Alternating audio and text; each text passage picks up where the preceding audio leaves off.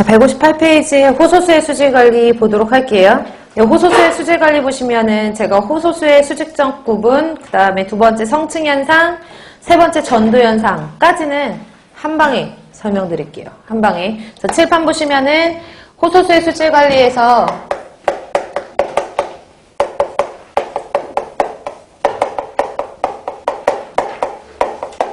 시험지 엄청나게 잘 나오는 부역량화, 성층현상과 전도현상이 몰려져 있는 부분이죠. 그래서 호소수의 수직적인 구분이라고 할까요? 첫 번째로는 수직적 구분. 이거 연직이라고도 하는데 호소가 이렇게 되어 있다고 했을 때 얘네들을 수직 방향으로 이 층을 구분을 해 놓은 거예요.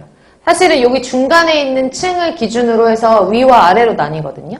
중간에 있는 층, 그 중간에 있는 층이 수온약층. 그래서 호소의 수직적인 구분은 뭐를 기준으로? 수온약층을 기준으로 위아래로 나뉘는 거예요. 그래서 가장 위쪽에 있는 층을 순환층 내지는 표수층이라고 하는데, 이거 앞에서 제가 전이층 하면서 한번 설명드렸었는데 표수층이라는 말을 더 많이 쓰고요.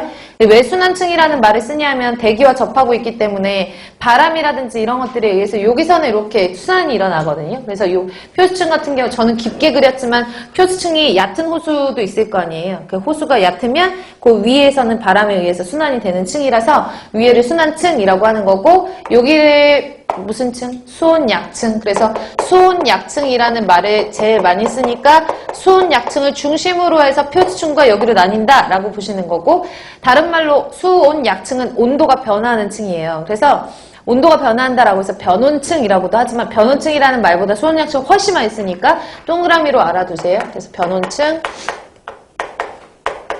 그 다음에 마지막은 심수층. 이거는 둘 다 같이 많이 쓰거든요. 그래서 여기는 대기의 영향은 잘 안 받고 깊으니까. 그래서 뭐 수온의 변화라든지 이런 것들이 사실은 크지 않은 층이잖아요. 그래서 정체되어 있다라고 해서 정체층이라고도 해요.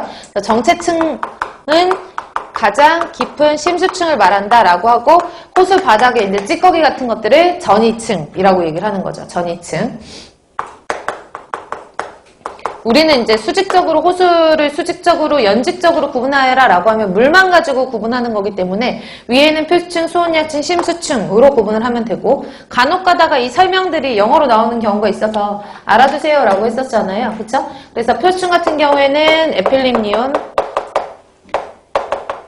수온약층은 스타모클라인, 그 다음에 심수층은 하이폴립니온. 그대로 안 외우셔도 그냥 ETA